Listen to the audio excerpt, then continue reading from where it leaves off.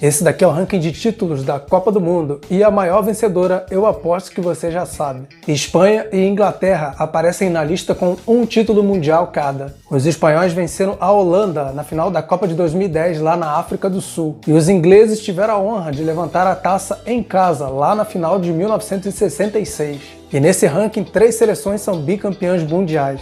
Os uruguaios venceram a primeira Copa em casa, lá em 1930, e a segunda aqui no Maracanã em 50. Os argentinos foram campeões em casa, lá em 78, e também no México em 86. E os franceses também comemoraram em casa. Derrotaram o Brasil lá em 1998 e também venceram a última edição, em 2018. A Itália e a Alemanha são tetracampeões mundiais, ou seja, venceram a Copa 4 vezes. E quem está no topo desse ranking somos nós. Todo mundo tenta, mas só o Brasil é penta.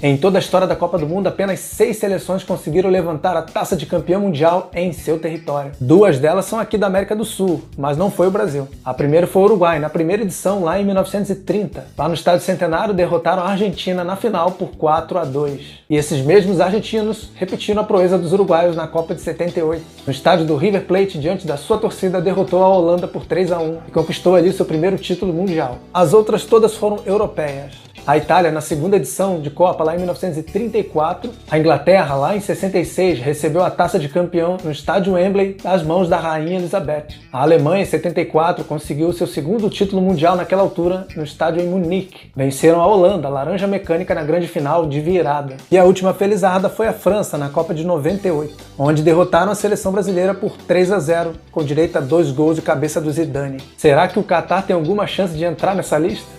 Em apenas 7 oportunidades, a seleção campeã mundial veio de outro continente, que não o seu de origem. E o Brasil é dominante nesse assunto. Das 5 taças, apenas a de 62 foi conquistada aqui no nosso continente. As outras 4 conquistas aconteceram fora aqui da América do Sul. A primeira, em 58, foi lá no continente europeu, na Suécia. O Tri em 70 e o Tetra em 94 foi na América do Norte. E o Penta em 2002 foi lá na Ásia, batendo a Alemanha na final. Os argentinos foram bicampeões mundiais em 1986, lá no México, que fica na América do Norte. E a Espanha venceu a única edição de Copa que foi realizada no continente africano. Lá em 2010, na África do Sul, derrotaram a Holanda na grande final. E os alemães, em 2014, se tornaram os únicos europeus até agora que conquistaram uma Copa do Mundo em outro continente. E foi bem aqui no nosso território.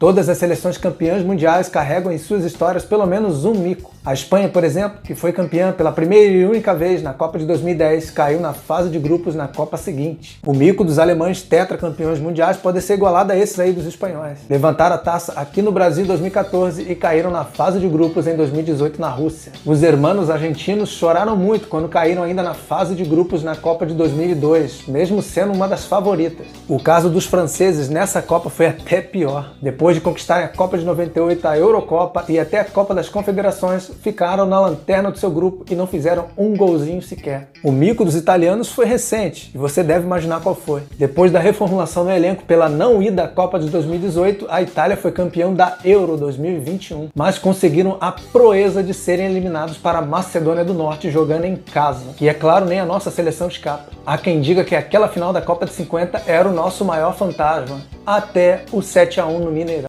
Vencer uma Copa do Mundo é algo tão surreal que mexe até com toda uma nação. E nisso, nós brasileiros somos experientes no assunto. Acontece que, ultimamente, as campeãs mundiais estão tendo que conviver com um terrível drama, que é cair na fase de grupos na edição seguinte. E tirando a Itália lá da Copa de 50, todas as outras não tiveram nenhuma justificativa para isso. É que os italianos perderam quase todo o seu elenco em um acidente aéreo pertinho do início daquela Copa. Já o Brasil da Copa de 66 foi só decepção, e com Pelé e tudo. Tinha acabado de vencer as 2 Copas anteriores, mas caíram ainda na fase de grupos numa derrota para Portugal. E isso só voltou a acontecer com a França, na Copa de 2002. E o pior, eles terminaram na lanterna do grupo sem fazer um golzinho sequer. Em 2010 chegou a vez dos italianos, que ficaram na lanterna do seu grupo, atrás até da Nova Zelândia. 2014 aqui no Brasil foi a vez da Espanha, que foi eliminada já na segunda rodada. E finalmente em 2018 foi a vez dos alemães caírem para México e Coreia do Sul. Os franceses que abrem os olhos.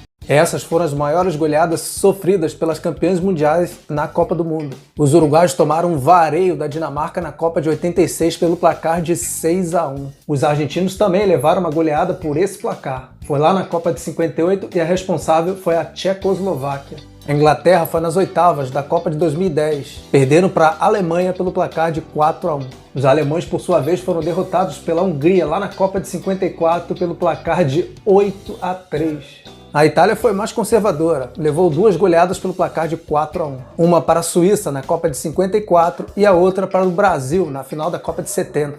A França e a Espanha também foram vítimas do Brasil. Os franceses levaram de 5-2 lá na semifinal da Copa de 1958. E a Espanha um 6-1 no Maracanã na Copa de 50. Já o Brasil, eu não preciso nem dizer, né?